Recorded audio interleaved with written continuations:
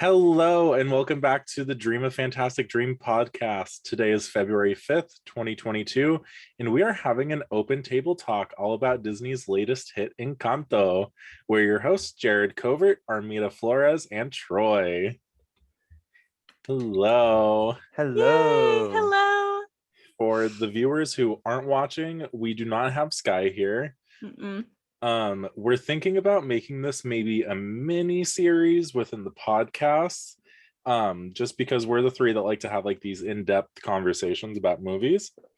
And If it's Star Wars or Marvel, Sky will do it. Yes, but anything else, no. And I think we're gonna call them good soup episodes, just because they're soup for the soul. They're soup for the soul. It is, and we love that meme, and Sky does not. So.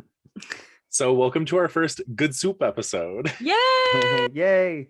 It's the first episode. We're at 114, I think, and this is the first episode without Sky. Yeah. Wow. That's and that's weird. Insane, right? He loves numbers like that, so I'll text him that and see what he thinks. Mm-hmm.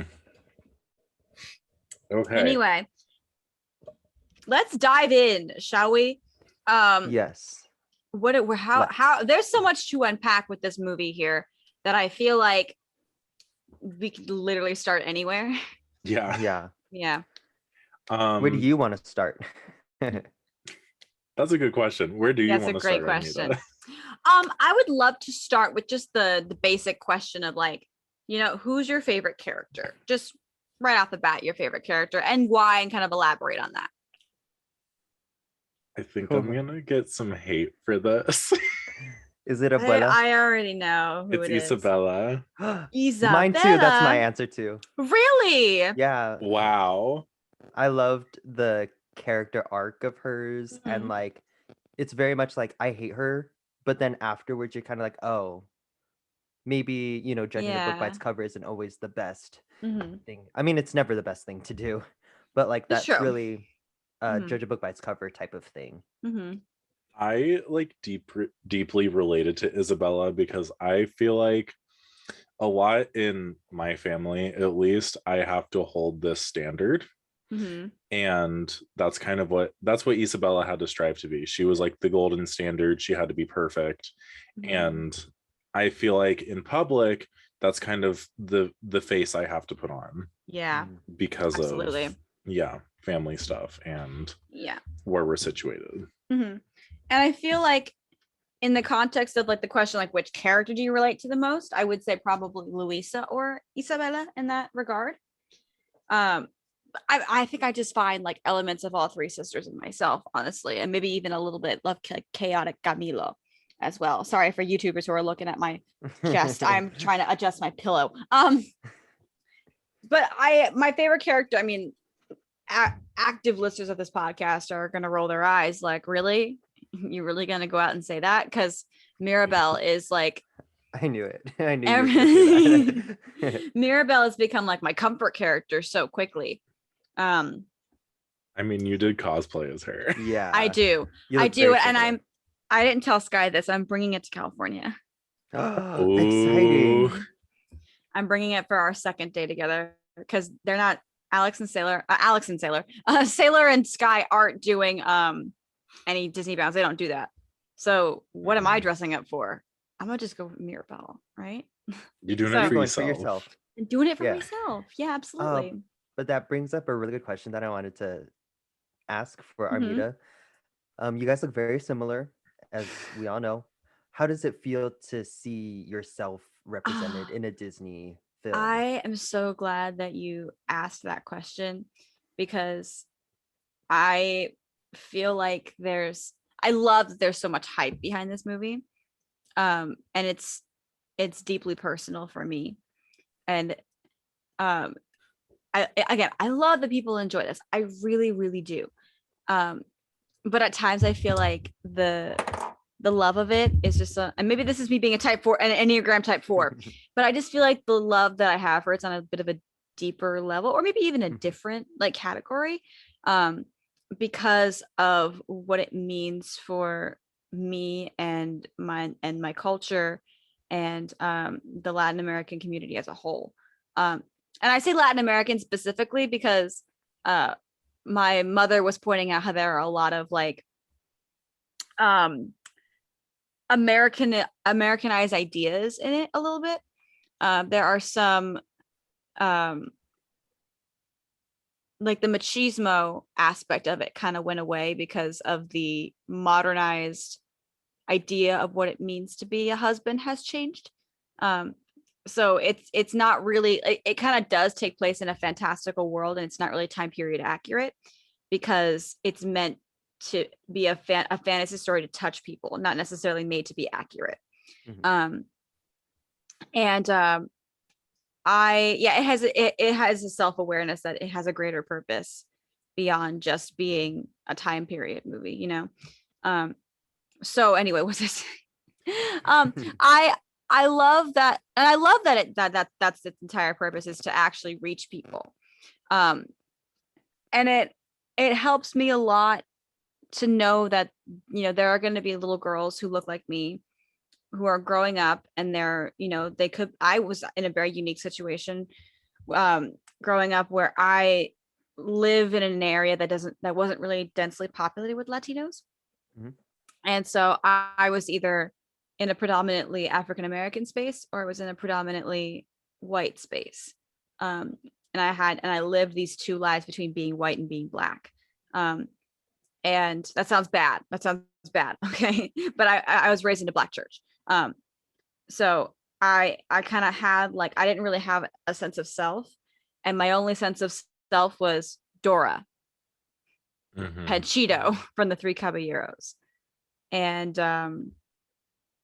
Naya Rivera when she was on Glee, which they really played up her stereotypes in those episodes of Glee, especially in high school. So people assumed I was, you know, gonna get a boob job.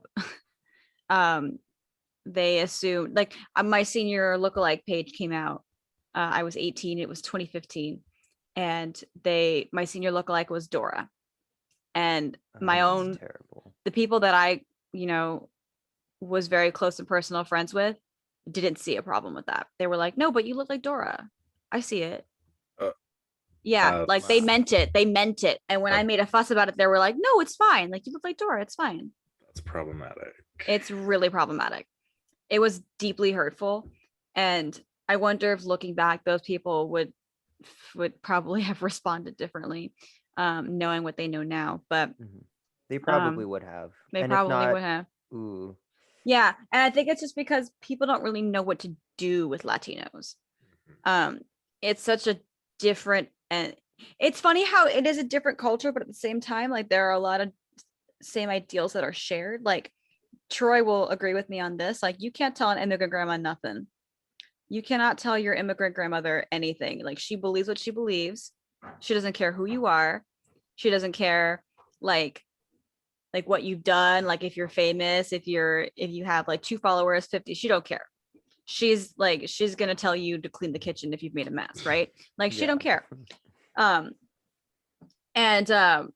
So there are a lot of similarities between Latinos and other cultures, but for some reason, people just don't know what to do with them. And I figured that out when I got to school and I started growing up, and people were kind of looking at me funny. Cinco de Mayo would come around, and it was like, yeah, you like the sombreros, right? You do that. And I'm like, we don't care. And it came to, like, me embracing stereotypes when I was younger because I had nothing to look up to. I had nothing to show me what I was meant to be. And my family,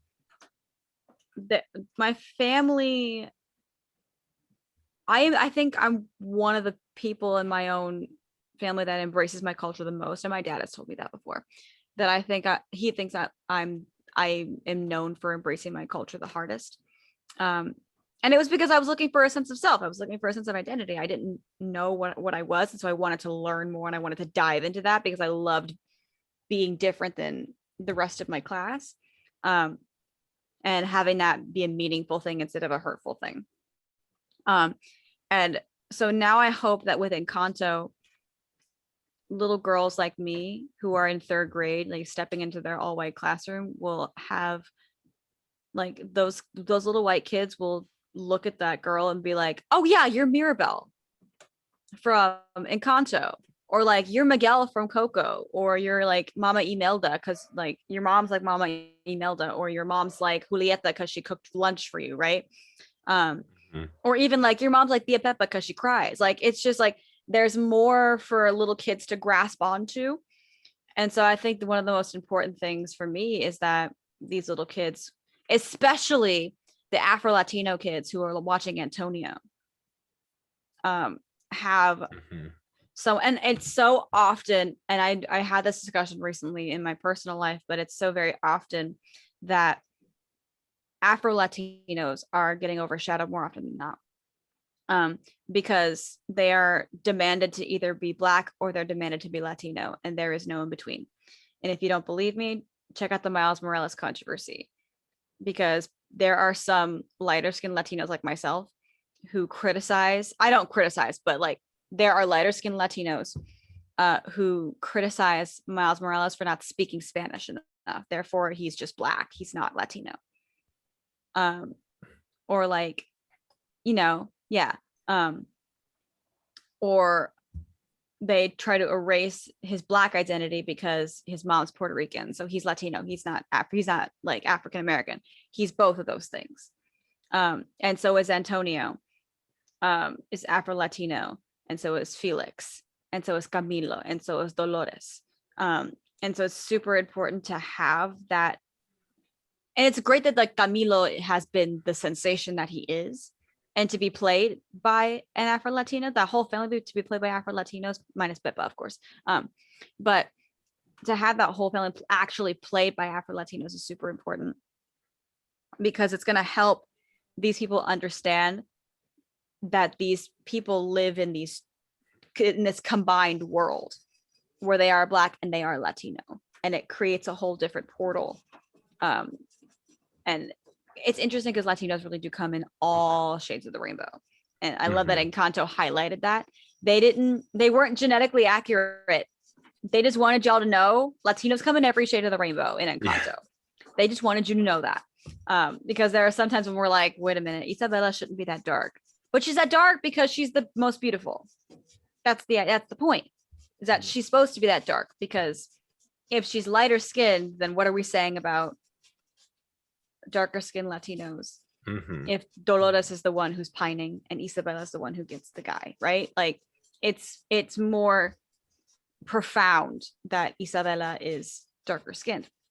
Yeah, go ahead. And it's such a like horrific irony that we've come full circle to this point of like people being so sensitive to everything around them, and yet it's dragging us back into racism, where it's pretty much saying like, yeah, you don't speak Spanish, like what you said earlier. You don't speak Spanish, so you're not Latino. You're just Black. And it's like that, whether people want to admit it or not, that is a form of racism, because you just disregard erasing part of what they are. Exactly. You're erasing that half of somebody's identity. And it especially hurts me when you say this, when someone says this person can't be Latino. Okay, well then, like, how would you like me to behave? How would you like us to behave for us to be Latino enough for you, right? And yeah, it's an icky. There's no one correct way to be.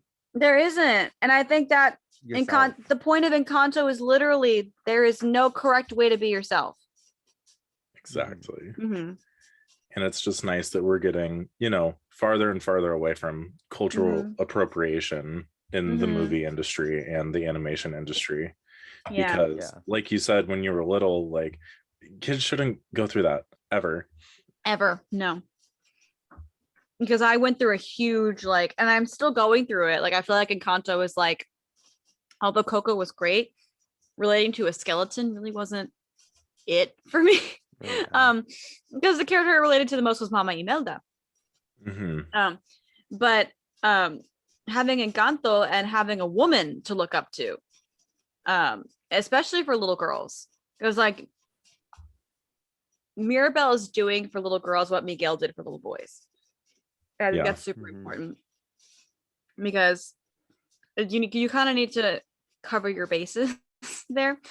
When I went on to Disney Vault Cast with my friend Aiden, and I talked about Coco for 2 hours with him, and one of the things that I said was, because I had this conversation in January, like last January, and I said Encanto's coming out this year. I hope that like Coco is not where it ends. I hope that Encanto does a better job of what Coco did a great job. I hope that Encanto does more. And that's exactly what it did. It did more. And it covered more of those bases, and it included more people, and it reached audiences who aren't Latino. So then it becomes a more massive phenomenon.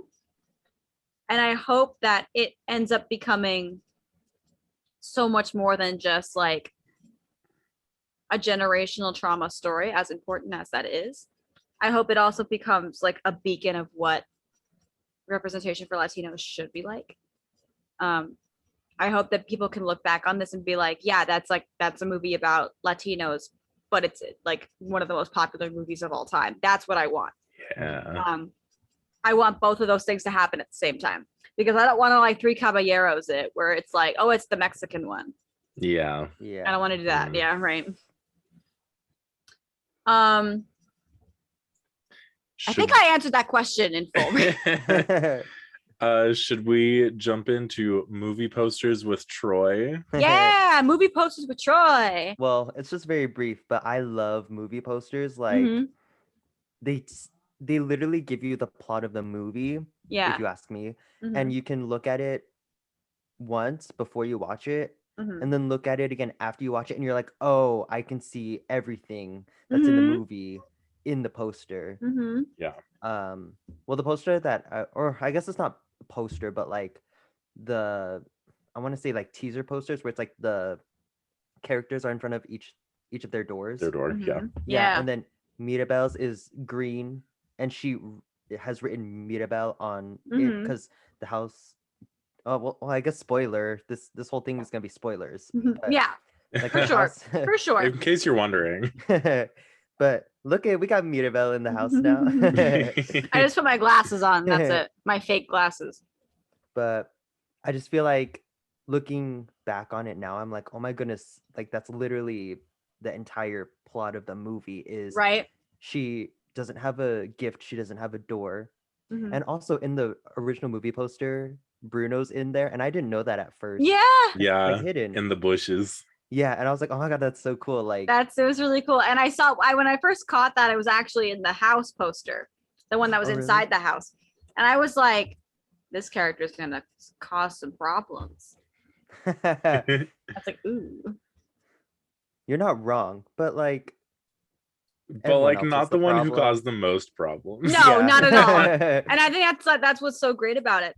I loved that the plot of the movie, because I think watching the trailers and the posters, I think we got a different impression of what the movie was going to be about. Yeah. I imagined, and honestly, I think this is why there are some white girls who hate this movie. I imagined that this movie was going to like exit outside the Encanto, explore the Colombian mountain range, and then find Bruno in the desert, and then like they're gonna bring something back to save the magic. It's gonna be an epic hero's journey, and it's not. He's just in the wall. He's just in the wall. And I love that the movie is contained within itself in the house. But that's why I think that I've heard that there are some white girls who don't like this movie. Did you I'm just gonna put that out there. I think they don't like it because it's not Frozen, but it's not your typical hero's journey. There is no big bad. The big bad is generational trauma. It's deeper than that. It's not a person. It's like a thing. It's something that chances are they're not going to relate to. Yeah, exactly. Because like, and I honestly, like, I bet if they search their souls a little bit instead of checking their eyeliner for the 5th time in a day, that like, if they search their souls a little bit, they'd find a character they relate to as well. Because I feel like everyone has it. Everyone has generational trauma, no matter how you look at it. So, somebody has put expectations on you. Somebody. Yeah. I went to a high school where even though they all had like $4 billion each, they all were talking about the pressure to be perfect. So I guarantee you everybody has at least one character that they can look at and be like, yeah, I see that. That makes sense to me. I can relate to that. And if they don't, it's because they refuse to see it because it's not their perfect movie. Yeah. Mm-hmm. Okay. Shall we jump into? Sorry, have I called out enough people yet? No, not at all. I can. We're only at a 2-star rating. We need to go to a 1-star. Oh, I need to. We're at 3, so we need to get that down there. Yeah. Okay, let's jump in. Let's start with, what was your guys' favorite song? Ooh. I know my answer. Is it Bruno? No. Okay.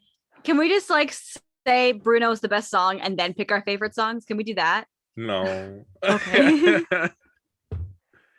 As much as I know it's very popular right now, and I know it's heading to be the most popular song in Disney, but in my personal opinion, it's not the best song in the movie. And I know that's a hot take. Okay. What's your favorite? My favorite is the opening song. I love the Family Madrigal. Oh, I love that one one's too. Fun. I find myself vibing to that one in the car on the way to work a lot. I'm trying to master it. I think it's just such a good way to introduce the story and introduce the family. Yeah. And it keeps such an amazing beat to it. Yeah. And I don't know, something about it is just such a vibe. Even Sky liked that one. That's how you know it's a vibe. That's how you know it's a vibe. And all he does is vibe. True. No, but like when I first saw it in the there's like a clip that was released before the movie came out in theaters. And I saw it and I was like, I can't find the beat. I can't find the key. I don't know what's going on. Lynn, what are you doing? Like, I was just very confused. And then when I actually sat and saw the movie, I was like, oh, I get it. I like this. And the more that I listened to it, the more that I got obsessed with it. It's so fun. It's so basic, but it's so fun. It doesn't need to be bigger than what it is to be a good exposition song. And maybe it's just the basic in me or the stupid in me, whichever one it is. But a song that lays out, this is the family, this is what they do, I'm like, cool, thank you. Exactly. No, exactly, because I feel like it definitely plays on the idea that Latinos have big families and nobody knows who's related to anybody. And I'll tell you, I'm Latino and come from a big family. I don't know how everyone's related. You kind of need to like talk about it. You kind of need to sit down and be like, who's the sister and who's the cousin? Like, and it was like, I just love that like when she said grandkid roundup, I was like, oh my God, I can't even do a grandkid roundup in the span of time that she did hers. Because I have 16 cousins. Just on my dad's side. Just on one side. I have 16 first cousins. Oh I have 16 first cousins, yeah. And then my dad's also close with his cousins. So I have second cousins. And then they have babies. Oh my goodness. Their babies have babies. So it just keeps going. So it's like, I love that they normalize, like, let's actually talk about who's related to who. Yeah. Because it is confusing. It really is. It's cool. I don't like that. It made me happy. Armida, I'm guessing we know your favorite song. I think I have an idea too. Are you gonna guess Waiting on a Miracle? Yeah, I was. Yeah. I've sung it like 50 times. Because I actually have a recording of myself singing it. 2 of them. One with a better microphone, one with a bad microphone. It's just like, hello, first alto Disney heroine number, a first alto singing an I Want song. And I love that. No offense to Meg, but that's not an I Want song. That's an I don't want song. I don't want it. And like the fact, like, I love that song. I love that song. It's so powerful. Like, it's so powerful. In November, when I was going through a really hard time, that song came at a time when I just needed it so bad. And I just couldn't stop singing it over and over and over again. And I actually, like, sat down with when Sky and I finally watched the movie together, I sat down and I was like, it was hard for me to communicate what I was going through at that time. And so I told him, like, just listen to the song and then you'll get it. And about halfway through, he went, oh, okay, that makes sense. That makes sense. And it kind of like that song just like made people in my life understand the pain that I was feeling.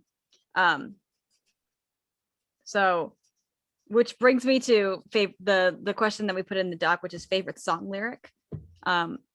Because my favorite lyric is in that song, which is can't keep down the unspoken invisible pain of always waiting on a miracle. The idea right in the of heart. Oh my right in the goodness. heart, Right in right? the heart. The unspoken invisible pain. And it's interesting how she kind of unlocks everybody's unspoken invisible pains by saying that, but it's a thing. The amount of things that you hide when you feel different from everybody else, but you want to just kind of be like, this is why I think Mirabelle's a type 4.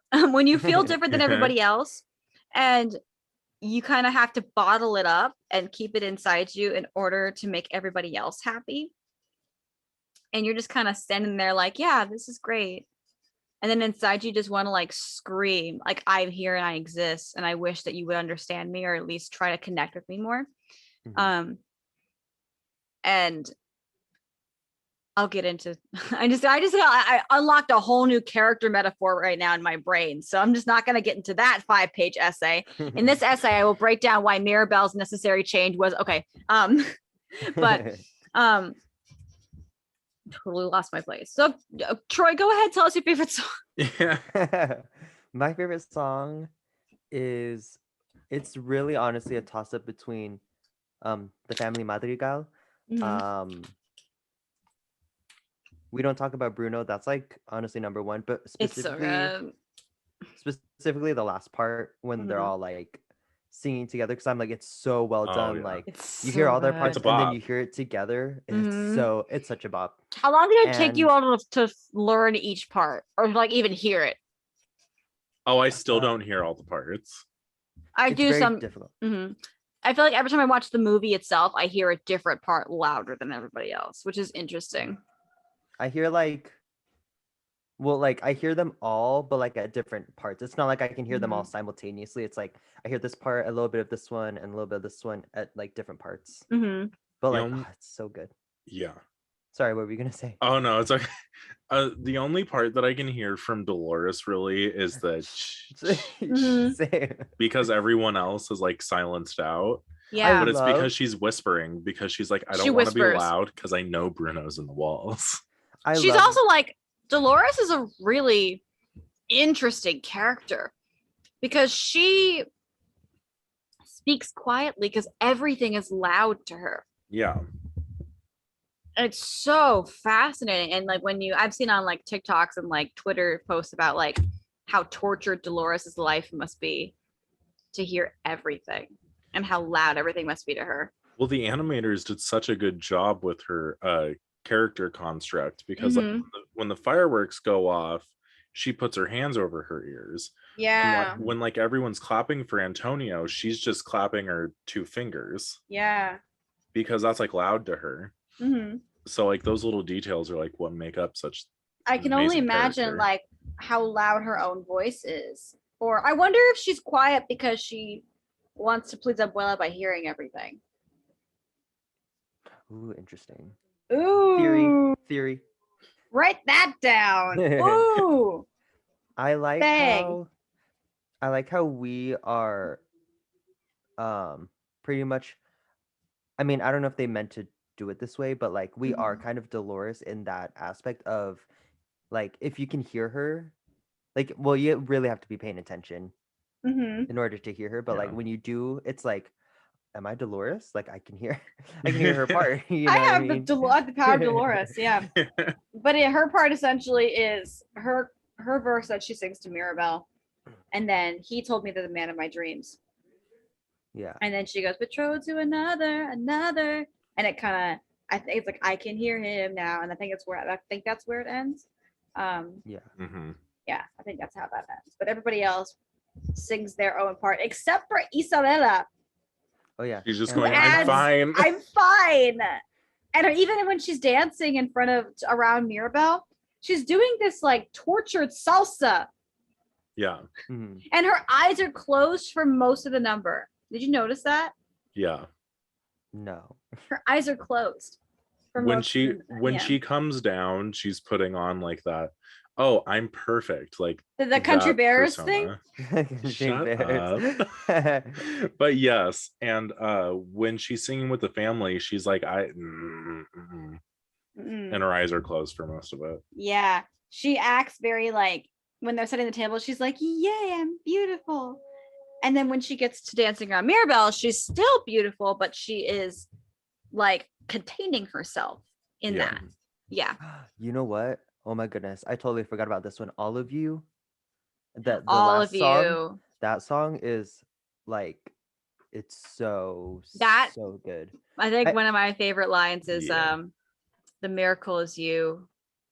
Just for sentimental reasons, of course. I was like, I want to be someone's miracle. I called Sky and I was like, why have you never called me your miracle? Change her name in your contacts now I know. Skylar Gifford. to my miracle. No, I'm actually wifey, so I'll that's keep fair. it. I'll keep it. That's a win. Okay. I want to keep that one. Staying on the topic of songs, we've already heard from Armida, but Troy, what's your favorite song lyric? Yes. Get back to me. Jared, do you have one? Jared, I do. If you don't. Mine's very specific. It's specifically in All of You when just Isabella and oh no. Luisa? Yeah, Luisa sing We see how bright yeah. you Yeah, we are. see how bright you burn. Burn. Yeah. I cry.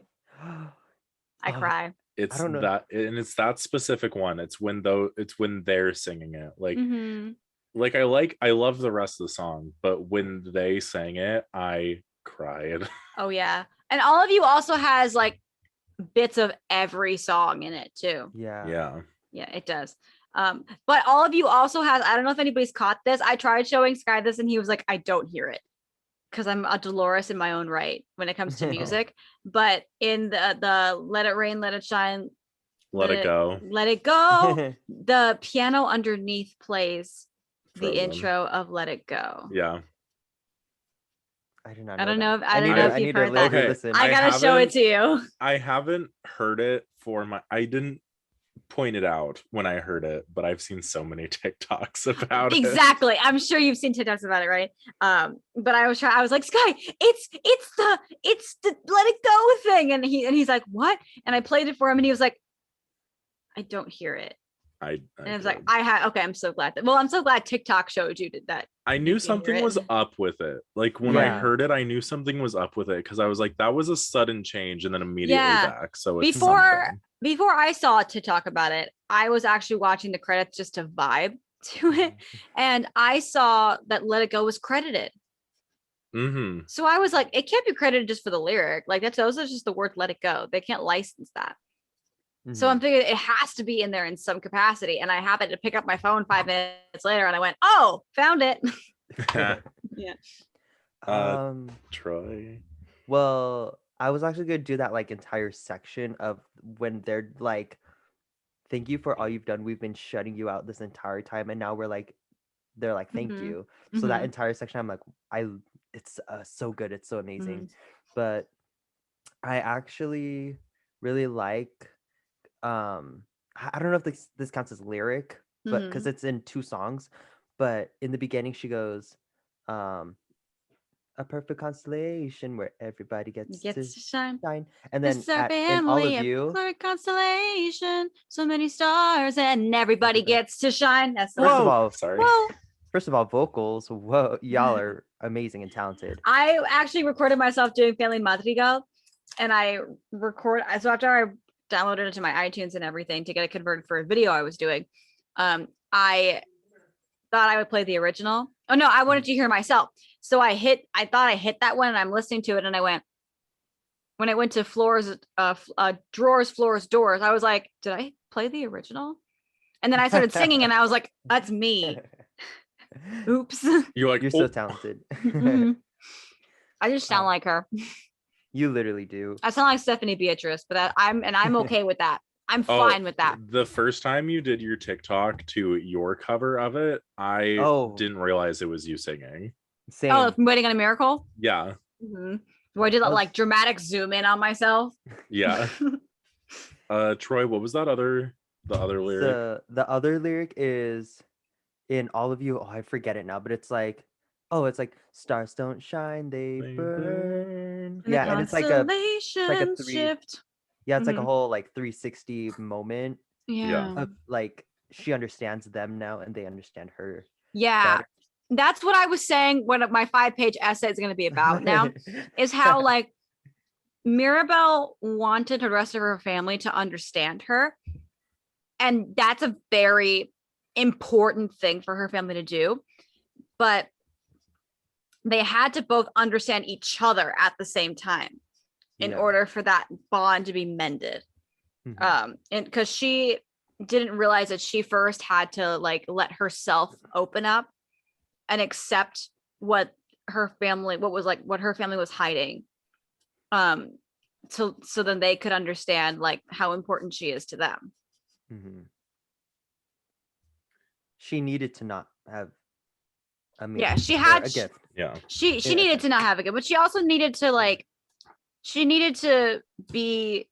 let her family be vulnerable with them, with her. Oh, that's whoa! Yeah. I just realized she needed to open herself up to their vulnerability in order for her to like, be accepted by them. Yeah, I just realized that. Oh my goodness! It was a self change. She did it herself. She really did do it herself by letting herself open up to her family.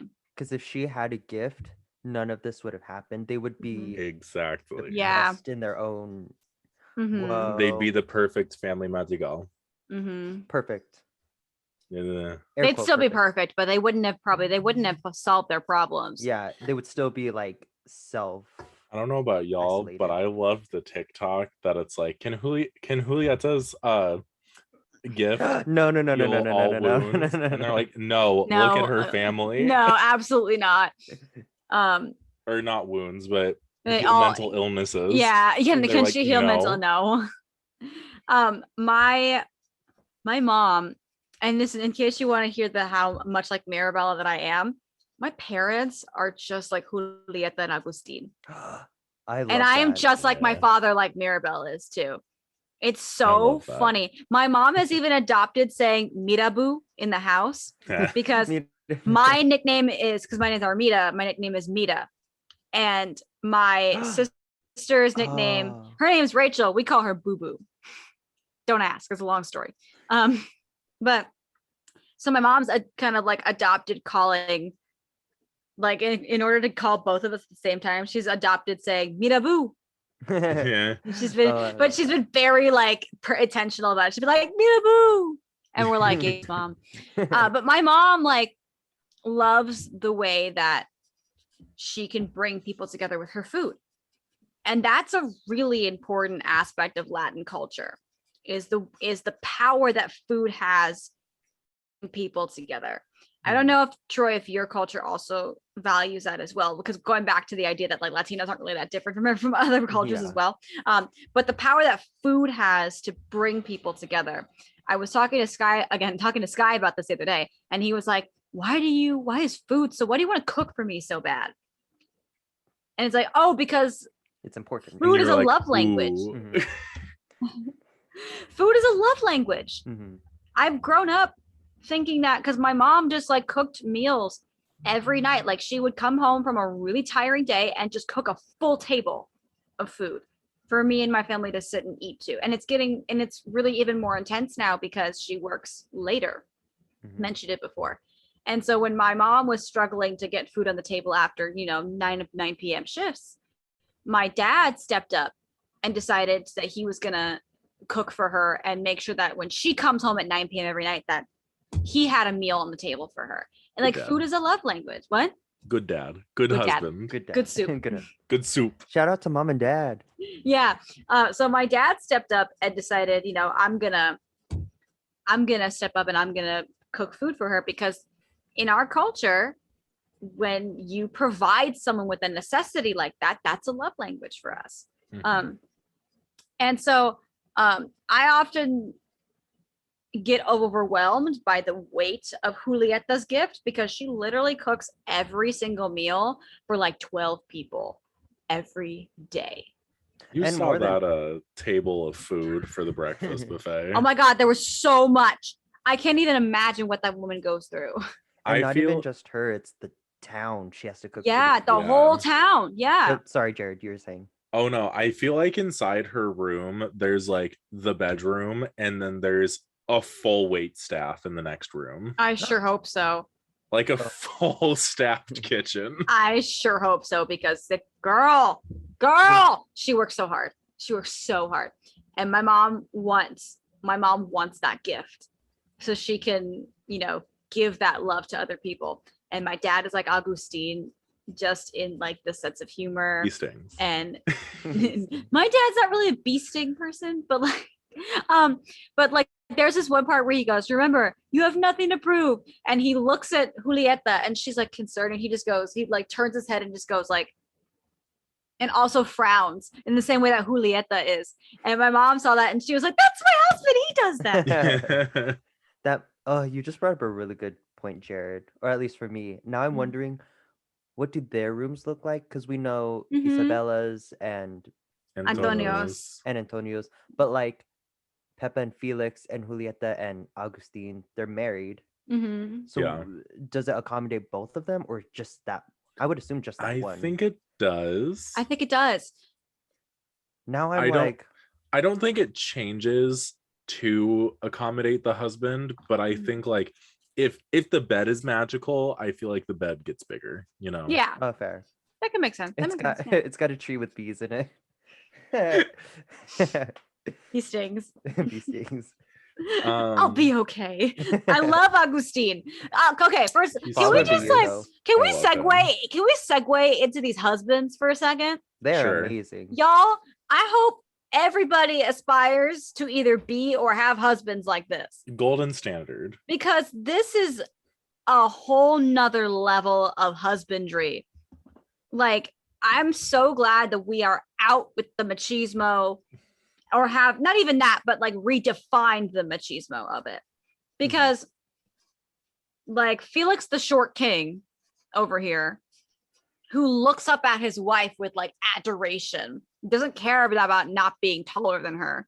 Yeah. And then Camilo's over here making him 2 feet tall.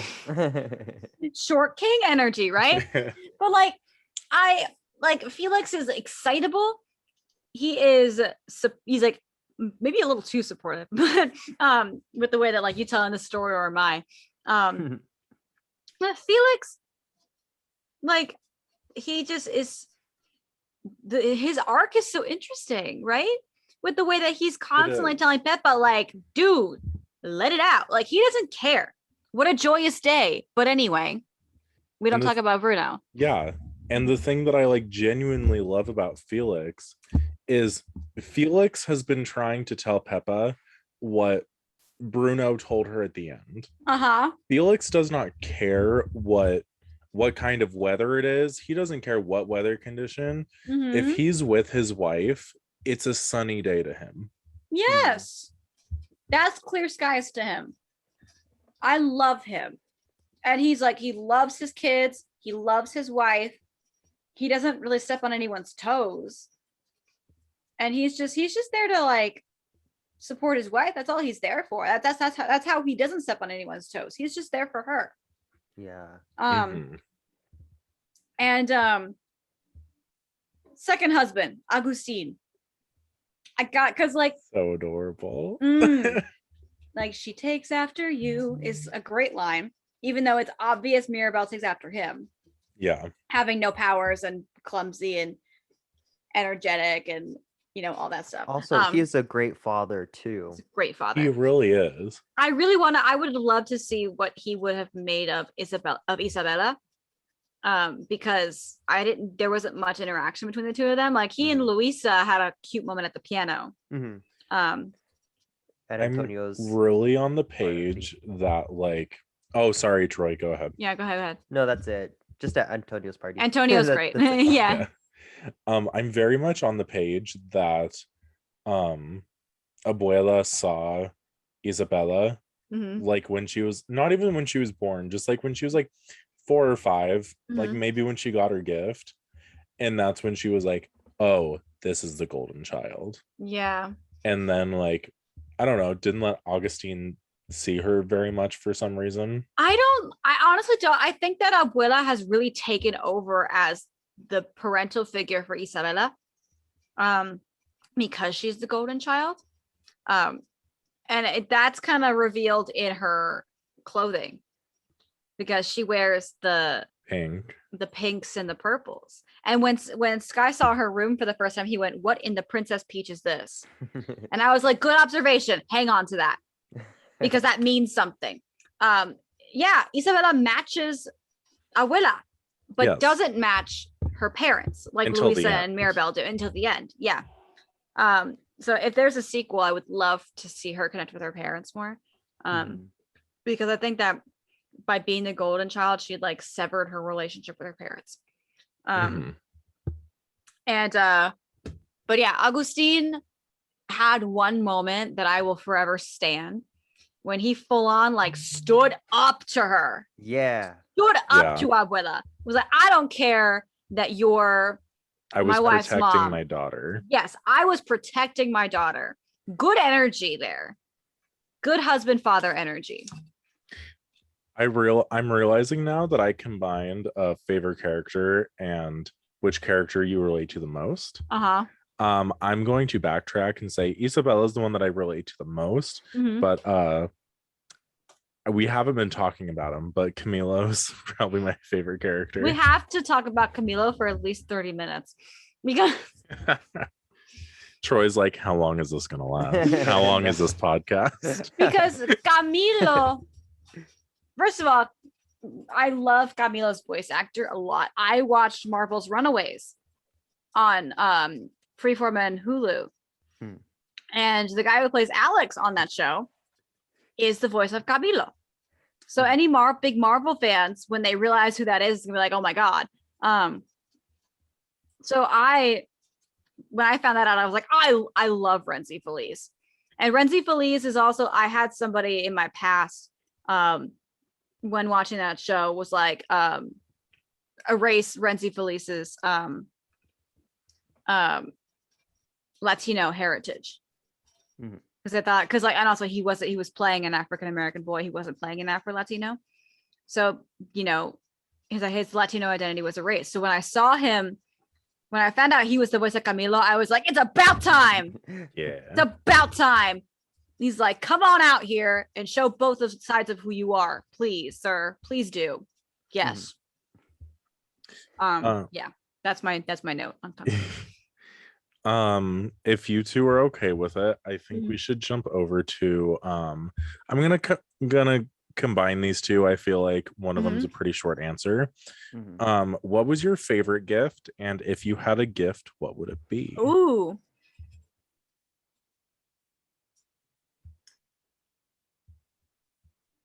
Oh, The pondering, the thinking. I love Dolores's gift. It's like a blessing and a curse, but I really like hers.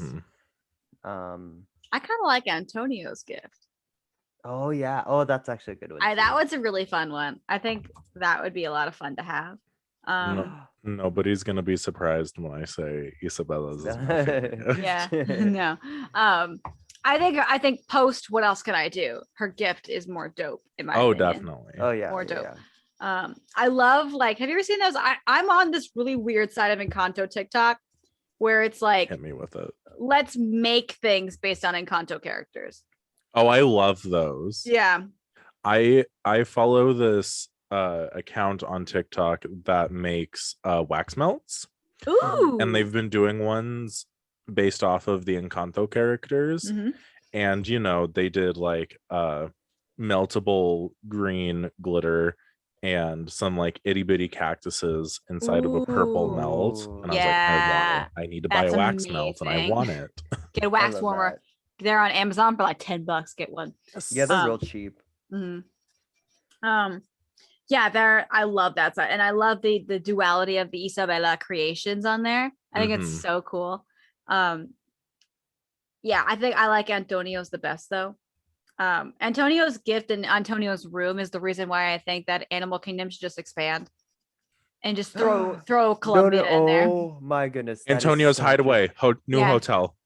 Antonio's Hideaway. All right, new episode creating Disney hotels. I call. true. No. They're just gonna shut down Animal Kingdom altogether and make Mhm. it Antonio's room. Oh my God, Antonio's Hideaway is going to be the name of the secret room inside the Tree of Life, like Cinderella Literally. Castle Suite. Oh my god, I want that. I love want that so bad. My glasses are hurting my head. I copyright want that, Disney. so bad. I copyright that. I want my cut. But now they're not going to do it because they're not going to pay you. That's fair. Yeah. Okay, never mind, Disney. You can keep your money. I just want it. You'll just sue later. Mhm. Elmo's going to sue. I'm kidding. That's a joke. Continental. That's a big word for But Elmo. if I had a gift, I would say that I think I would have the gift of empathy. Okay. Which I think would also be like a Dolores category of chaos. Because like to feel I already feel like I have a deep connection with everybody else's emotions. Mhm. I'm just trying to distinguish if they're other people's or my own at this point. But I have a deep connection with and I'm very good at matching energy as well. So I feel like empathy would be my gift. Mhm. Are we If talking no- like to an yeah. extreme? Because when you said that in my head, I kind of went, oh, she can read an emotion like somebody can read minds. Maybe, yeah, Oh. something like that, kind of like where like either like I would love to like come into contact with a person and feel what they're feeling. Okay. I would prefer that. Like Mantis, but Okay. without the Oh. antennas. Without You don't want the antennas? I don't want the antennas. No, thank you. What about you, Jerad? I earlier before we started recording, Troy talked about how Oh yeah. how like gifts can also kind of be what their weakness is. Oh Where, yeah, that was deep for no reason. I was like, write that down. I love that. Yeah. I love that. where it's like, Isabella makes the perfect flowers and knows how to do that because she has to be perfect. Mhm. Louisa is the strong hand because she feels like she has to be the strongest out of all of them. Yeah. Their gift is essentially their weakness and what makes Mhm. them vulnerable and Mhm. Yeah. all that. Yeah. Mine's not quite as deep as the other ones, but I feel like mine would be water manipulation, kind of to the same aspect as Isabella's plant growing abilities. Because the water is something that I fear quite a bit. Mhm. And I feel like being able to have that control over it and being able to help Wow. people with it would Oh, that's essentially dope. I didn't know Yeah. that was why you did that. Now I'm like, oh dang, that's so much cooler than when you said it to me at first. That's really cool. I like that. Because don't Sure, get me what- wrong, yeah. I like water. Like I take a shower, but I don't. I still bathe, ladies and gentlemen. Keep but, like, talking if you want. I'm still thinking of Okay. But like, Anyway, I don't, talk about your shower time. Our shower thoughts, if you will. shower thoughts. I don't remember the name of it, but I do have the phobia that's like of the ocean, like not being able to see what's under the water. Yeah. Because I've had too many experiences like that, and too many fish graze my feet, and I just My I mom can't was with do you on deep that. water. Yeah, my mom's with you on that. Oh, okay. Y'all can avoid doing cruises together. So, yeah. All right, so Troy, what you got? Yeah. Let's. Oh, hear were it. you done? Yeah, I'm done. Okay, I think maybe this was just me panic thinking and just thought of something really quick, but The I gift feel of like panic. to get it literally no, oh my goodness. Oh, maybe that would be mine. I feel like mine would be You send him in a spiral. Maybe like easily calculating things. Yeah. Because I feel like I'm very indecisive. So I'd be like this, but then also this. But then we could also do this. And but like Oh, he's mathematic. I wish. Strategic, like strategic. Yeah. Or but like is able to calculate all the possible outcomes in one single Yeah. decision very quickly. Like Yes. that could be something. Yeah. But my initial one that I did say was like night vision. Okay. But like kind of like Dolores, I would like mornings would not be my thing. I would need like goggles or like sunglasses during the day, but like be like have really good night vision. Okay. I like Or- that. Yeah. That's cool. It's like Night you vision. could like if the Encanto didn't build the mountains, you could like protect the village from surround, like the animals. Yeah, Antonio. Yeah. Antonio, get that tiger out of here. Okay, okay, got it. I would like to move on to what was your favorite comedic moment? I feel like this movie did such a because the story is very like the story is so heavy and emotional that like the comedic moments, they needed comedic moments in order to like level it out and be more like make it not so sad. But my favorite was when Mirabelle was climbing the Bruno's Bruno's room. Bruno, your room is the worst. You think it'd be so easy because this house is magical, but no. I love that whole like scene. Yeah. It's so funny. That's probably my favorite. My favorite, I think, and it makes me laugh every time. I gotta find this line and I'm gonna deliver it with like precision because it's a Mirabelle one. It's a Mirabelle one. How about I gotta scroll all the way down for this. I want to make sure I get it right because I think I've got it, but like I want to just make sure. I'm still learning it. I did it in front of Sky one time and he was like, I hated every second of that, which means that I did it great. I did a great job. Where is it? That's great. Okay, Jerad, go ahead while I try and find this. My favorite is when Bruno goes, "Oh, your sister. This'll be easy." And Mirabelle is fuming. Yeah. And then he just looks at her and goes, "Every time." And then throws the What's a family reunion? You hug a what's a family miracle? You hug a sister. And then you just hear it shatter. I didn't laugh until I heard it shatter. And then I busted up laughing. My sister and I never hug ever. My sister and I never touch, let alone hug. So what's a family miracle? You hug a sister. And I went, Isabella. I'm trying to find it. Scroll. I found an entire it's transcript of the movie. I was about to say it's just the script. It's just the whole script. Okay, we don't talk about Bruno. While she's still finding it, my second favorite is probably Bruno just going, "Bye." Bye. I got it. One of my favorite comedic moments. I broke into Bruno's tower. I found his lost vision. The family's in trouble. The magic is dying. The house is breaking. Louis's gift is fading. I think it's all because of me. And then it goes, "Bah." And he goes, "We say nothing. Apollo wants tonight to be perfect. Until the Guzmans leaves, you do not break into Bruno's tower. The magic is not dying. The house is not breaking. Louis's gift is not fading. No one will know. Just act normal. No one has to know." And Dolores goes, "Ooh, I know." And she goes, she's going to tell everyone. Time to eat miércoles. And I laugh every time without fail. That is so cute to me. It's so funny.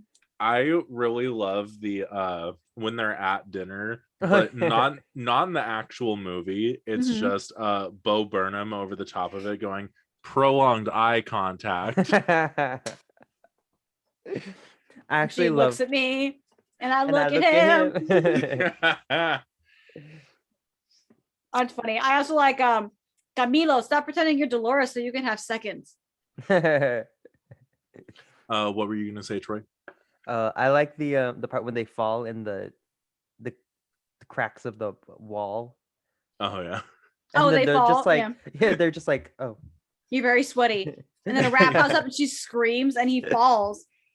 And then like it was just like, oh, that was so quick. And then he's standing there. And it's just the swish of his poncho. He just goes, and then this was it. The mist just like disappears. Yeah. Yeah. And he climbs up, looks at her. Bye. Bye. Bye. One last thing, I do like the dinner scene when they're like, and she's like, he looks at me, and I look at him, and then it just goes down the Prolonged table. Eye contact. Prolonged eye contact. Okay. Sorry. Go ahead. Camilo's eyes after he coughs. Just the Camilo, fix your face. It gave me a very original Genie when he I don't know who the impersonation is, but when he goes, I'm losing to a rug.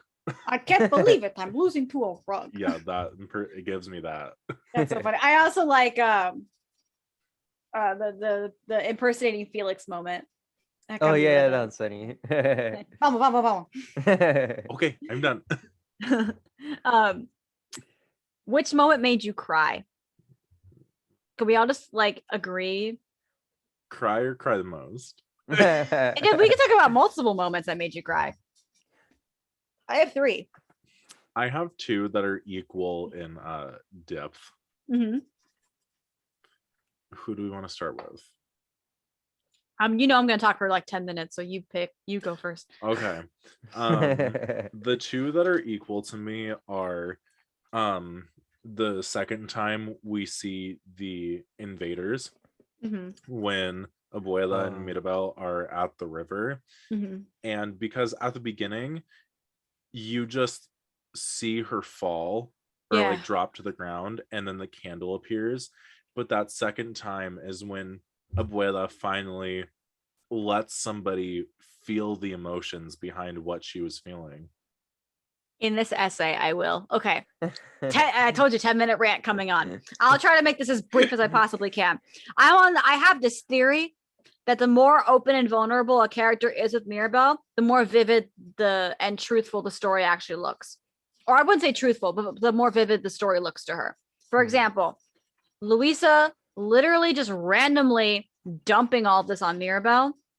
And we're seeing dancing donkeys, unicorns in the sky, Cerberus, a berry juicer, the Titanic, a tornado. And like, and I think that showcases like the amount of like Luisa's opening up to Mirabel, so we're seeing a little bit of Luisa's chaotic and broken soul. And then all the pressure she has. Yeah, and then she's seeing what everybody else is seeing because they're opening up about Bruno. They're finally talking about Bruno for the first time in years, so she's seeing vividly what they're describing.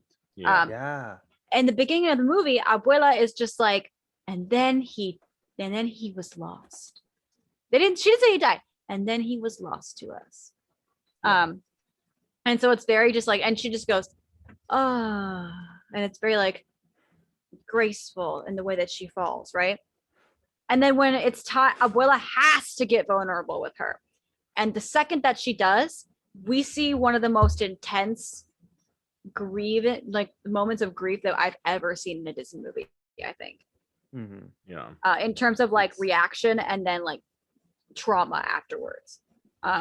It's because whether you lean towards empathy more or not, you can feel it. You know what she's feeling. Yeah, because it's the way that she screamed. You don't even hear her scream. The way that she looked when she screamed. All, but you could feel it. Yeah, the way that she looked when she screamed, and then the tiredness of her eyes, and then like the sunkenness of her face.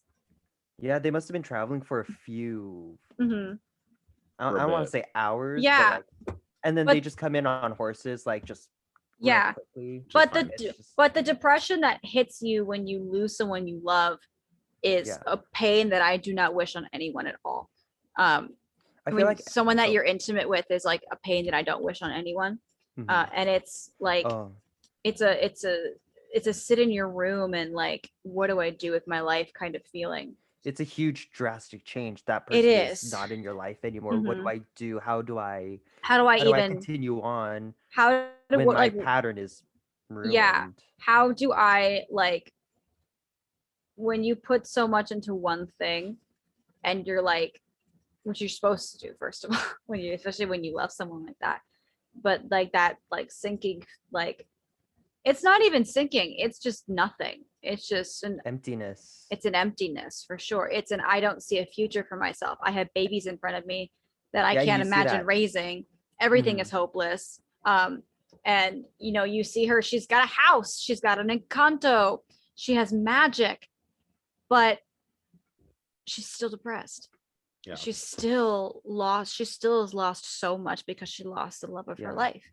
And that's a huge deal. And I'm glad that like this movie, I have an itch on my eye, I'm not crying, I have a like, it's a, I've never seen Disney go that route before. Like they definitely romanticized the grieving woman before, make no mistake, but this time they didn't romanticize it. They were like, no, this is messed up, bro.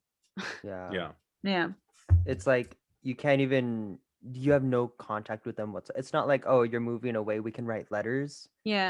Or like I could pick up the phone and just call you, or FaceTime. Like nothing. Nothing. DED.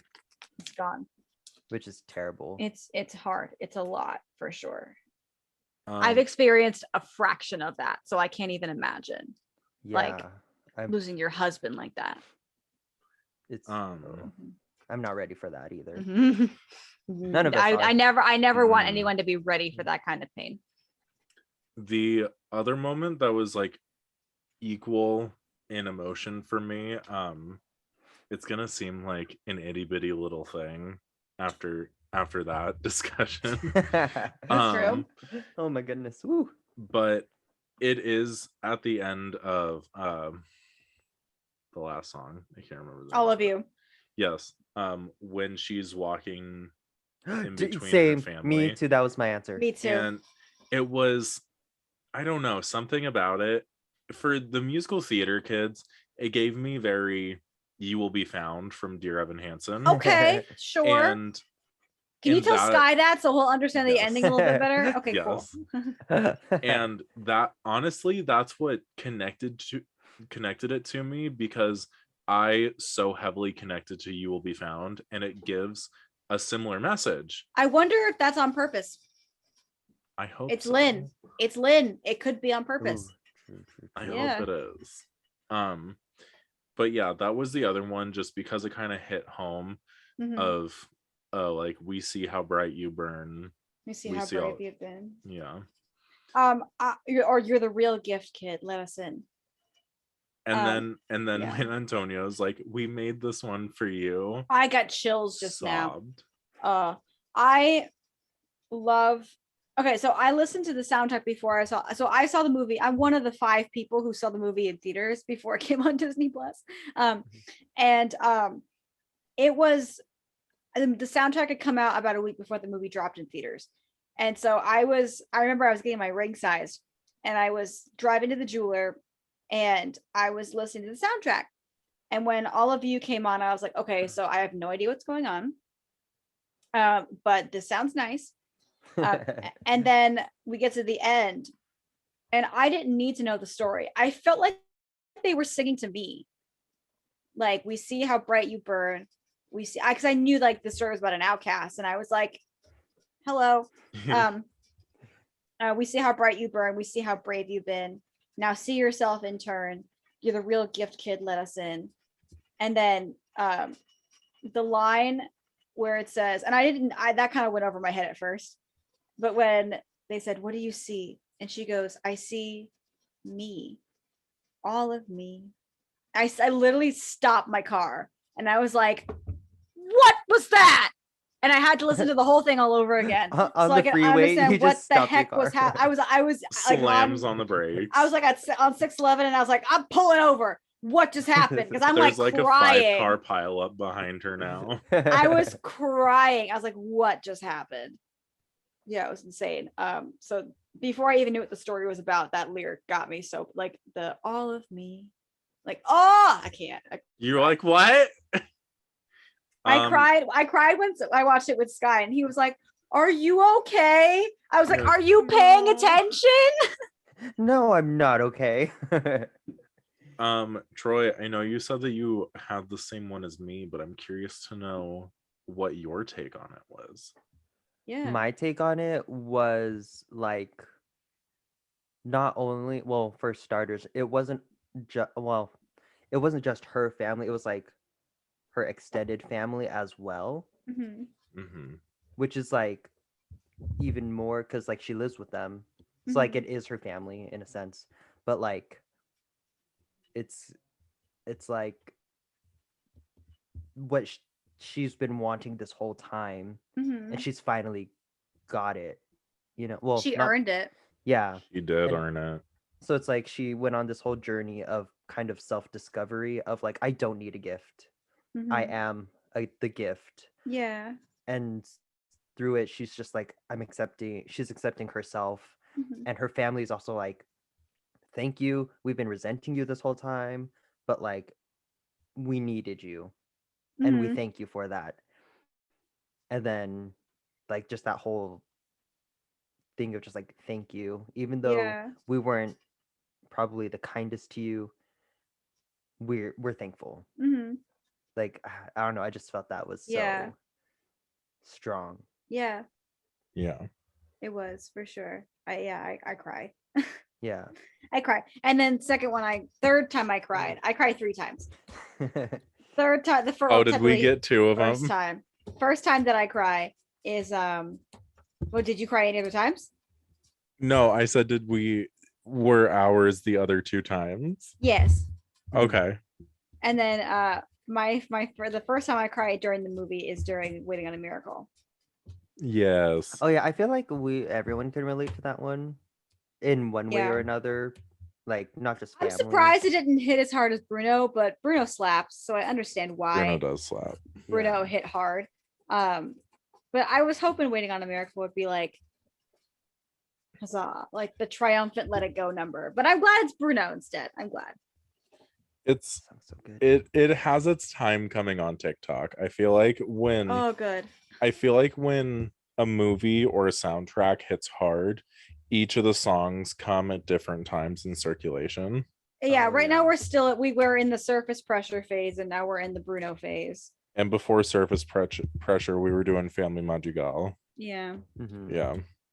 Oh, I also have another moment, but continue, Armida. That's it. That's all I was gonna say. Yeah. The other part was when we first finally meet Bruno, and he's in the little wall. The play setting? Yeah, and then there's a little play, and he's like, yeah. That's so sad. And then he's just like, oh yeah, but it's fine. I'm like, I'm fine. Like, I'm thriving over here. But it's like, you're clearly not. Like, that was terrible. I mean, not what he did was terrible, but like having to live through that for how long? Exactly. Exactly. Being excluded and feeling like, you want to be a part of it, but like you're just excluded. Everyone else is having a good time. Yeah. Without you. It's just are there any more table talk questions that y'all want to hit? Before we get into like these very specific ones that I found. No. Well, I have another funny moment. Okay, go ahead.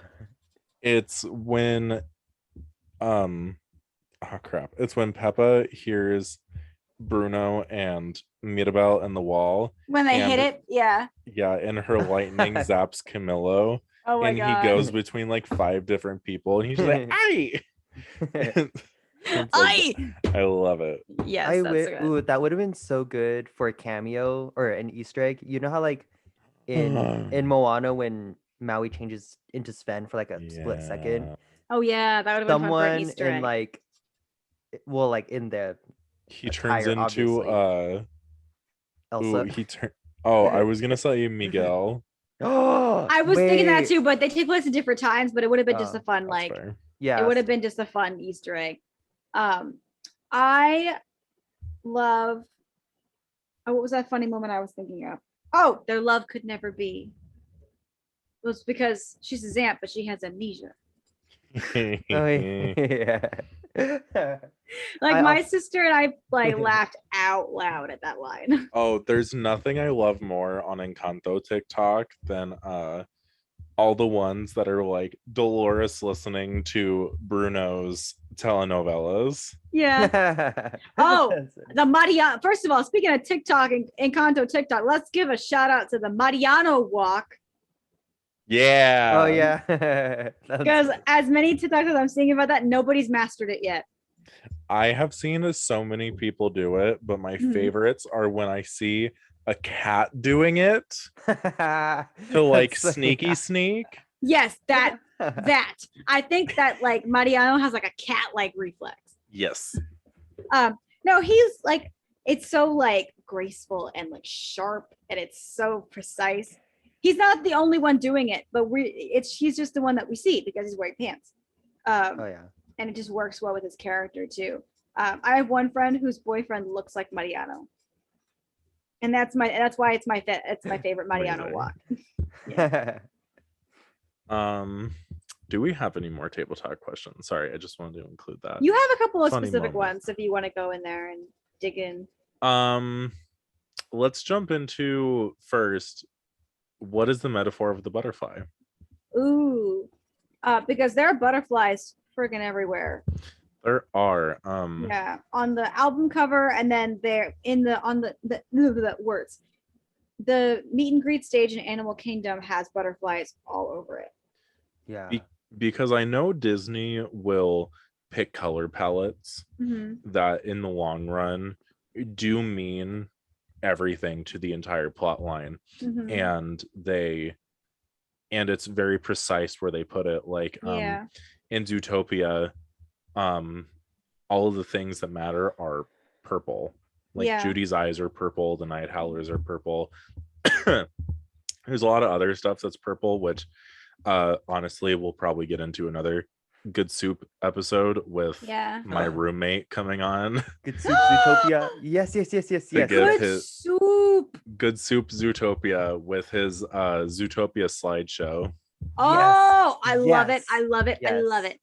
But I know they do it with color palettes, and I want to know if the butterfly has cultural meaning or has a different meaning other than just I don't know about Colombian specifically, so I can't speak for that, but I know the butterfly is a big symbol for change.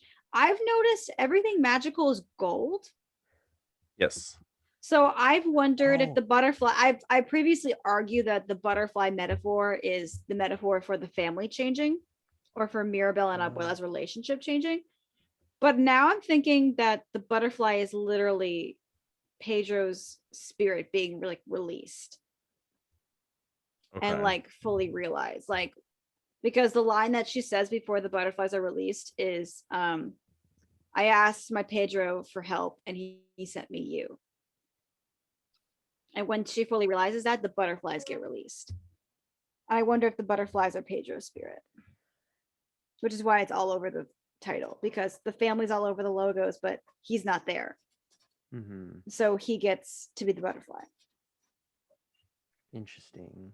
That's my new theory I came up with about 5 minutes ago. That reminds me of this other thing that I was thinking of. It doesn't, okay, not to stray away from the question, but it has nothing to do with the butterfly.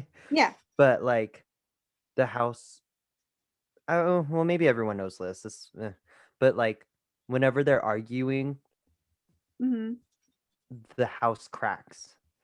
Yes. So like I was like, oh my goodness, like a broken family is a broken home.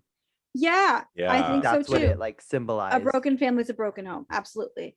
And when Mirabel finally puts her foot down and realizes like the true source of like why the family is broken, then the house just, because I honestly think Mirabelle was the one holding them all together. Yeah. Because, yep, we'll get into that later in another Yeah. question we have. Yes. Wait, Jared, did you answer the question? I'm honestly not sure. I knew what the Same. candle, I know what the candle metaphor is to a distinction because Mhm. that's how they met, was Yeah. they were both holding candles and up on the Candles. light post. Hmm. So I feel like that's the metaphor for that, but the butterflies, I honestly don't know. Yeah.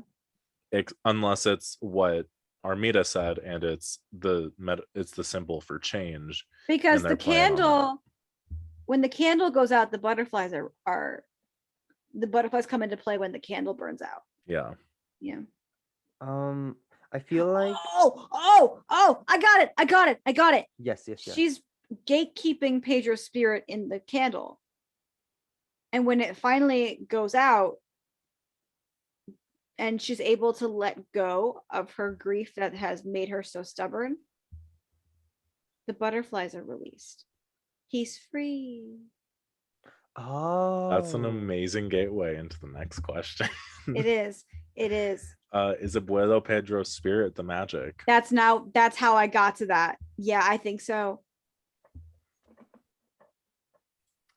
backtracking on Oh no, go for it. the other question. The song is about two caterpillars, Mm-hmm. Dos Yes. oruguitas means two caterpillars. Yes. and then at the end of the song, they turn into butterflies. I know there's an English version, but has anybody not heard it? Do you want me to read it to you? I have not heard the English version. I'm Yeah, going to Okay. be honest. I looked up the English translation before we started this podcast. Okay. I'll just, for those of you who haven't heard the English, it's on the soundtrack. If you would like to pause it and listen to it. Okay. But Pause now. I will, yes. Pause now. I will read We will wait 3 minutes. I will read the English translation for you real fast. So the literal translation of the first line is two caterpillars in love. Mhm. Right? And Lynn translated it to two caterpillars in love and yearning. Spend every evening and morning learning to hold each other, their hunger burning, to navigate a world that turns and never stops turning. And then two caterpillars against the weather. Weather. Yeah. The wind grows colder, but they're together. They hold each other with no way of knowing they're all they have for shelter. And something inside them is growing, but they long to stay together. But something inside them is growing.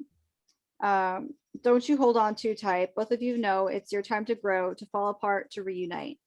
Wonders await you just on the other side. Trust they'll be there and start to prepare the way for tomorrow. So the idea of it is that you need to break in order to mend. I feel like that is because the butterfly, well, it doesn't like first appear, but like when Abuela loses Pedro, the butterfly kind of appears. Yeah. And then getting back together was her and Mirabelle kind of mending that I relationship. think it means a lot of different things. I think it's a metaphor for the house falling apart. Yeah. To fall apart to reunite, because then they rebuild the house together. Yeah. I think it's a metaphor for you have to destroy the old foundation in order to build a healthier one. I think it could also be a metaphor for Abuela and Mirabelle's relationship, that they broke apart in that big blow up. I feel like and then reunited in that way. In that regards, I think it was well, we'll see. But like Abuela losing herself and then finding herself again through Mirabelle. Yeah. Because like she wasn't the same after. Yeah, exactly. You know what I mean? But, exactly. Yeah. Totally. Same thing. A little off. Sorry, can I say one thing really quickly? Yeah, go ahead. I heard there's a TikTok. Here we go again. There's an Encanto TikTok that has this guy who turns Disney songs into wedding marches. And he did Dos Oruguitas. I'll send it to you both. Okay, I literally cried and I texted it to Sky. And I was like, if I don't do this, we're not getting married. It's not going to be Here Comes the Bride. It's Oh yeah, no, I'm not doing Here Comes the Bride. That's not happening. Oh no, That's basic. not gonna happen. Yeah, Basic. we're not being Everyone does that one. since when are he and I ever basic? Yeah. Neither of us are basic. So I know he doesn't like the music, but I'm making him like that song. It's a compromise.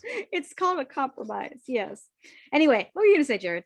Slightly off topic, but kind of still on topic. Now that we're talking about the butterflies, is that little reed sticking out of the water where Alma lost Pedro? Yes. Okay. That's where I feel like that's exactly where he died, though. Yeah. That could be like the exact spot where he died. That's what I'm thinking. This is why I have this theory. I'm gonna match Jared's energy real quick. I have this theory. Oh, no. I have this theory. I have this theory that Encanto, going back to what I said earlier, that it's more for an audience than it is for accuracy.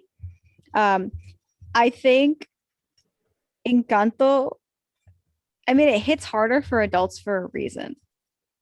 Yeah. If you're a kid, you're like, oh, flowers, fireworks, music, dancing donkeys, colors. Yeah, and if you're a kid, you're not supposed to read into it that deep. But it's that deep for adults. It 100% is that deep for adults, and I love that. I feel like this is the first Disney movie that's more, the percentage of catering to adults is larger than usual. I also think that's why Disney keeps its foothold in movies and animation and is such a household name that it is because pretty much every movie they've ever made caters to adults, but the kids who love them as a kid don't realize that until they're older. Yeah, I would even argue that like the earlier ones were definitely more kiddish, and they had like the humor aspects to cheer up the adults, and that's why I was saying the ratio of adult catering to kid entertainment was a little bit more leaning more towards the kids. But in Encanto, it just like yeets itself over to the ratio of like it did. It really yeeted itself over to the adult side more than to the kid side. Yeah. I love it though. I love it. I love that. I love that. I think that's why it did so well for adults. Yeah. And as a kid, I would still love it if I didn't understand what was going on. Yeah, if I were a kid, I would still love it. I think so, but I don't think I would appreciate it as much. Catering for adults is honestly kind of the way to go because that's what makes, I guess you'd say, recurring customers. Yeah, it does. It does. That's how it gets the Disney adults to keep buying the magic keys, which I'm considering doing. So not to get really off topic, but that's why Shrek was such a hit. Yeah, and I'm thinking the same thing, but Shrek was more on the humor side. Yeah. I think the humor was more adultish. That's kind of what Shrek did, was that it was funny to adults. Encanto was emotional to adults. That's fair. Yeah. Okay. Also, there's a swear word technically. Where? Yeah, miércoles. It literally means Wednesday, but in Colombia, it's a swear word. Oh. Yeah. R2D2. But sorry, can we go back to the other question that you said? For Sky who's editing, I want him to edit this, and for anyone who's on YouTube, I'm so sorry. I'm gonna warning, I'm about to swear. It literally means oh shit. Oh yeah. Honey, can you go ahead and edit that in for me? Thanks. Love you. Anyway, I'll let him know. I'll email that to him too. I'll say I don't know when it is, but you need to. I said it so then he would know where it is. Good. All right. Anyway, go ahead. What's your next question? Oh, I was gonna ask what Troy had to say. What was the question? You said backtracking. Yeah, I backtracked to the butterfly. Okay. The meaning of the butterfly, but now what was the current? Oh, if Abuelo Pedro's spirit is the magic. Oh yeah. I think so. I think the love was so strong Yeah, that made the it magic made the magic. for the house. I thought you were Sorry. gonna leave it with "oh yeah." I was gonna be like, okay. Okay, next question. Their love made magic. Yeah, I feel like the loss was so strong that he was like, I need to Okay, hold on. I'm just gonna text help. Sky real quick. I'm in my We're feelings. getting into Twitch's territory. I'm in my feelings Love is right magic. now. Love is magic. Opposite I'm of just gonna darkness text isn't him. light. It's love. I'm gonna text him I love Amy. you. That's all I'm gonna do. But Anyway, into the next question. This one might, I don't know how y'all are gonna feel about it, but I have an opinion on this. Okay. Are Isabella's flowers about Mediano a good thing or not? what does that mean? define Like what you mean by when- that. Like when Dolores says it's a date, he wants 5 kids, Oh, and and then then they she yeah, in the hair. I feel like I'm gonna get Jerad energy in here. I feel like it was panic, honestly. I feel like that was panic because I think she's been able to live in like this idealistic perfect life for a while. And when she's realizing that her body's going to get wrecked 5 times by childbirth to a man she doesn't even want to marry, I think it's sheer panic that it's like setting in. Miércoles. I feel I think like it is. I feel also like think it was panic as well. Like she was Mhm. like, oh shoot, this is becoming real. And like Yeah. I have to keep up this facade. But she contained it so well that she didn't pop cactuses out of her head. Yeah. Yeah. That was the first time though that like I know that was the moment that I was like, she doesn't like Mariano. Yeah. Because I saw the face she made, and because she goes from Yeah. like a concerned face back to like a smile when Abuela like pets her hair and picks a flower out. Yeah. And I'm like, oh, she doesn't like this man. She don't like him very much. Yeah. I don't understand why. I like him. He walks like an angel. But that's He not walks what like a she cat. wants. He does. He walks like a gentle feline. He got that agility. Antonio understands him. Oh yes, Antonio. He and Antonio would get along great. How do you not go for that? Like he just has so much love inside. Just so much love inside. So much love inside. Have you met Dolores? And he writes poetry, and he plays the piano. I'm down. Anyway, Okay, I'll take it from here. Goodbye. Bye. Go ahead. What's your next question? Yeah, coming up on the last 2 here. Second to last one. Do you think Mirabel or Abuela Alma was the cause of the cracks and whose feelings were tied to them? Yeah, we touched on this very briefly. I think that it was a symbol of like Troy said, broken house, broken family. That's what I think the cracks were for. And I think Mirabel accepting that she wasn't okay. She was the first one to accept that things weren't okay with the family on a deeper level. And that's when the cracks started. Oh, that scene broke me as well. Going back to what scenes made you cry. Because like literally everyone is like, ooh, I didn't want to say anything. But Mirabel's the one that said something. She was like, I'm already the disappointment. So how worse can it get? By letting herself on the inside admit that there's a problem.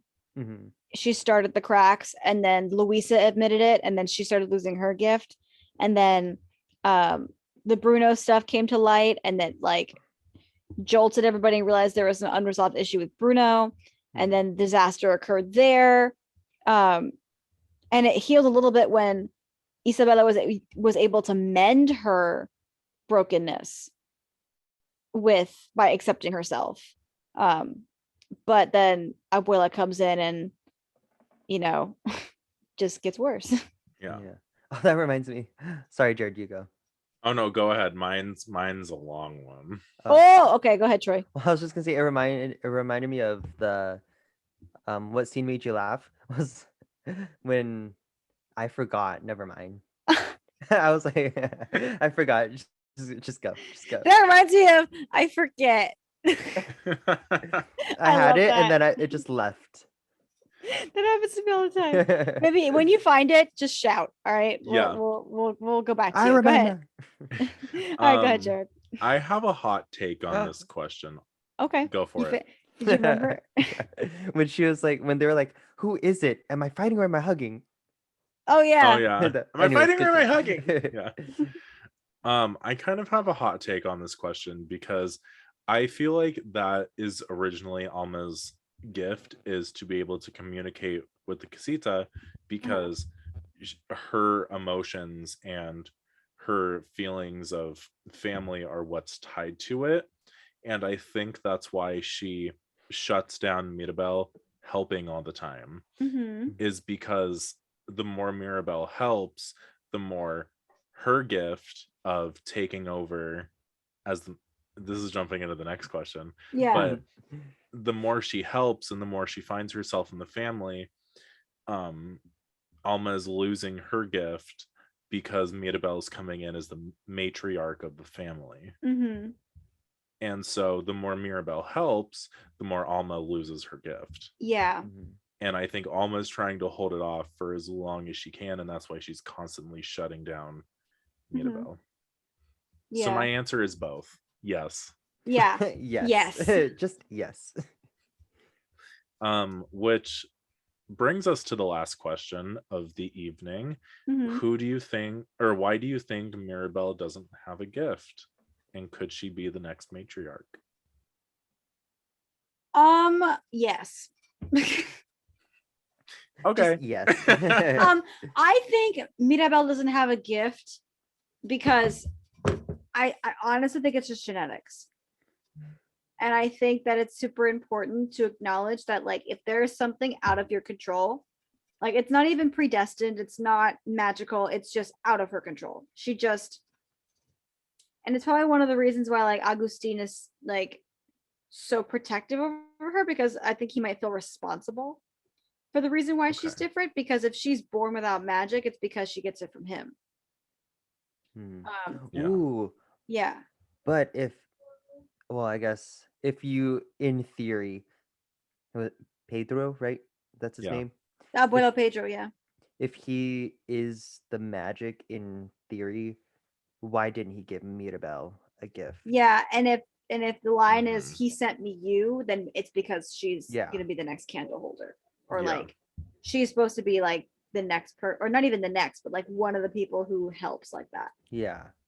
And sorry, continue. No, go for it. I was just gonna say it makes it that much easier for if Mirabelle is in that position, Yeah. then that means in the future someone else is gonna be like that. Yeah. And then she can just explain and talk to them about it. Because that's what I personally think the lineage is going to be, is like, once, if Mirabelle does become the matriarch, and they have the ceremonies for all the grandkids, and then when the door disappears, it's not this depressing thing like Mirabelle's was. It's this exciting thing of, we have our next candle holder. Yeah. This is the next monarch of the family. It was like misinterpreted. Yes. Yeah. In the beginning. Wow. I'm sorry to all the people who were like, she rubbed the magic off on her skirt when she wiped her hands after touching the candle. Oh yeah. I don't like that one. No. If that one was a possibility, then that's the answer right there. But I don't like the idea that she just her magic. Yeah, that's not She said, hand me a Clorox wipe. that theory is for girls who look at their eyelashes all day, not for. I feel like also it was too much stress on Abuela. Like she was like, you have to have a gift. Like everyone else has had a gift. What is gonna be yours? You have to carry on this tradition, and because of that, the house didn't give her one. Yeah. Because of like the cracks, it was like, you know. And I know people can say like, oh, why didn't she get a door if she's going to be the next candle holder? I genuinely think it's because she's like, Abuela's door is going to change. Yes. Yes. I raised my hand. My mom and I noticed something very interesting, that Mirabelle was able to predict Antonio's gift Oh, well, Okay. by saying, I know you're an animal guy, and giving yeah. him a tiger, which he ends up writing, you know? Yeah. So it's like, it's, I don't know, it was interesting how she was able to do that. And I would love to see her like nurture kids in the future who have Mhm. magic, Yeah. and like kind of teach them about like their gift before they get it, if she can Mhm. kind of figure it out like that. And maybe she's just very perceptive. You Yeah. know what was really sad? It's when she was walking down with Antonio in the flashbacks. Oh, see. I need you. I cried at that Yeah. too.